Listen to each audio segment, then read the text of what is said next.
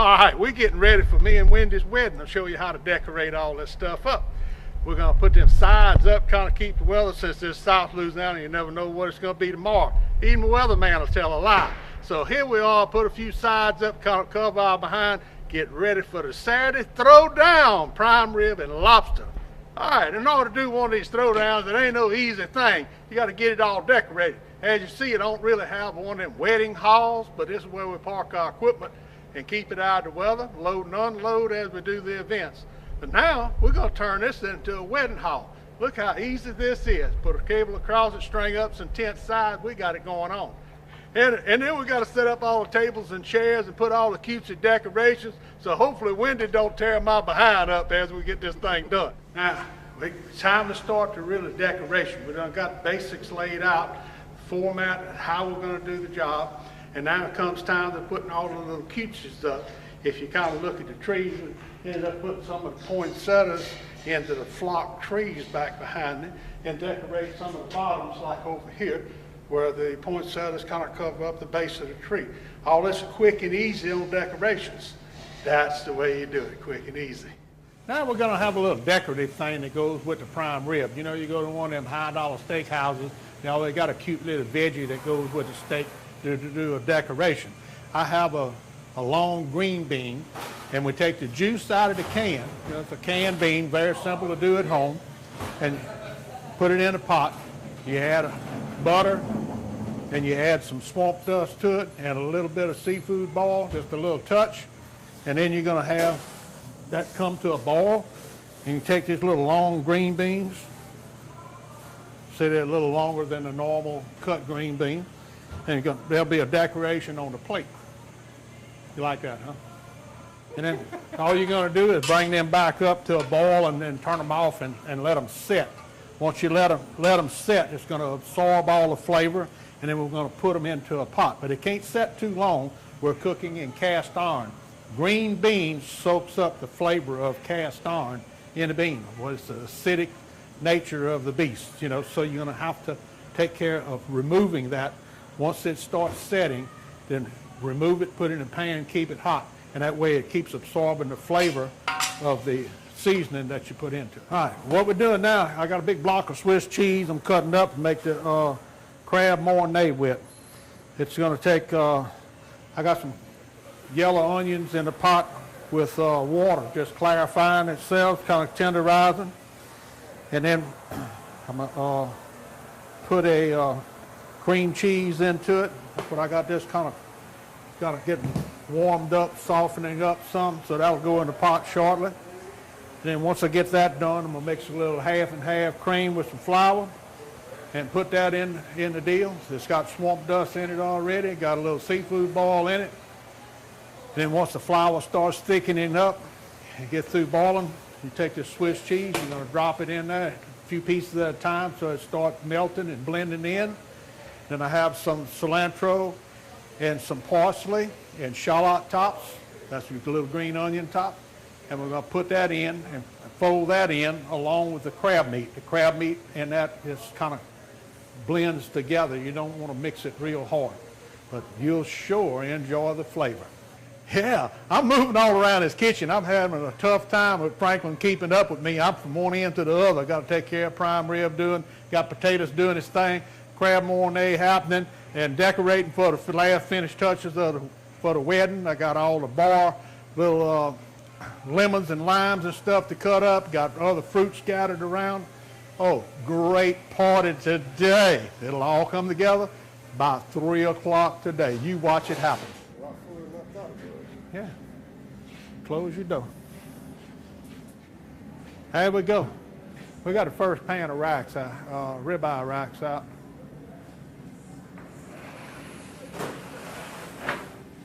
There you go.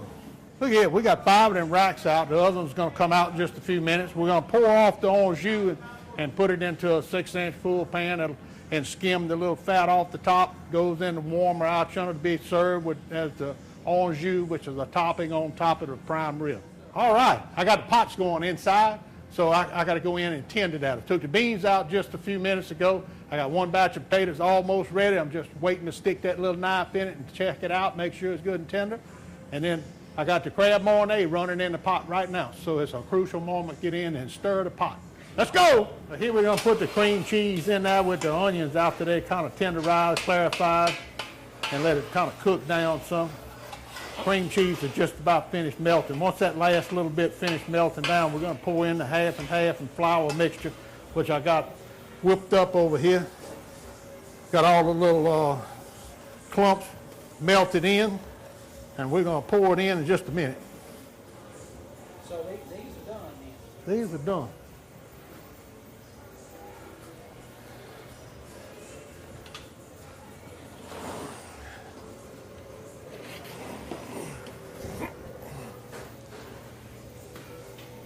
That's the advantage of having a drain in the floor. I was about to say, Huh? I always wondered what that drain was down there. That's it.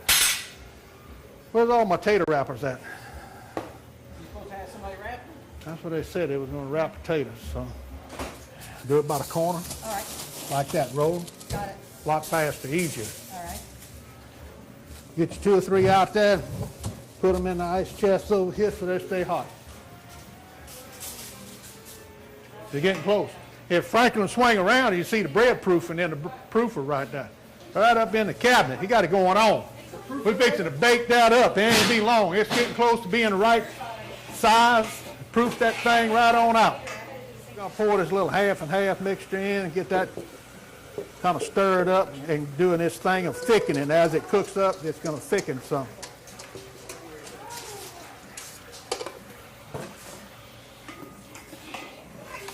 So it starts thickening there already. And see, as it thickens up, we can add a little more half and half to it in order to make it work out to the consistency that you need. Also, that Swiss cheese ends up thickening it up too. So we got to have it kind of soupy. But I'd rather have a little at a time and make sure it's not too thin, and at the last minute have to do something about it, you know. Yeah, everybody worried about being on a diet. Me, I don't care. As long as it's good, hey, when it's good, we got to do the deal. That ain't everybody's Now, going on the diet. we have to interrupt this part of the program. We'll get time to put some bread in. You got to get the bread going. Hit a proof. Here it goes, ladies and gentlemen. Right before your very eyes.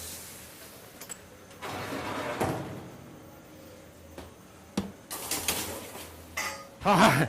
Now we're back on the Mornay again. I've been running all over the joint. Franklin's got a tough time keeping up today. This is one of them happening things. Everything got to go at one leg. Hot, fresh, that's what it's all about. You got to be hot and fresh. We got lobster tails going in the basket right now, getting ready to start boiling them. Oh, this thing going to be happening. I'm going to tell you, lobster tail boil and Creative Cajun Cooking Seafood Boil is the absolute utmost low sodium, best flavor you'll ever have.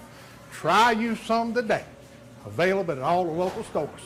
All right, we're fixing to add a little shallot tops to this thing here. It's just got just a little more cooking left to do to bring the temperature up. It gets about 160, and then that's the end of the conversation on it. Well, all we got to do is throw these in after that. It'll drop the temperature down about 145, and then it'll go in the warmer out and maintain at 140 degrees Fahrenheit. Food's ready. Now let's get you ready, Jimmy. Yeah, and the next time you see me, I'm going to be in one of them mucky suits, and I'm going to say, I do.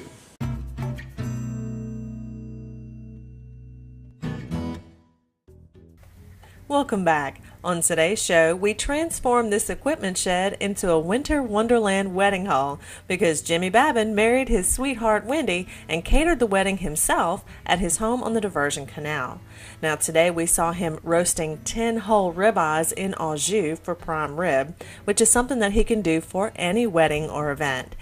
Jimmy also boiled lobster tails in his Creative Cajun Cooking Seafood Boil, and that was so good, on top of the crab mornay dip that he made with half and half cream, cheese, and of course crab meat.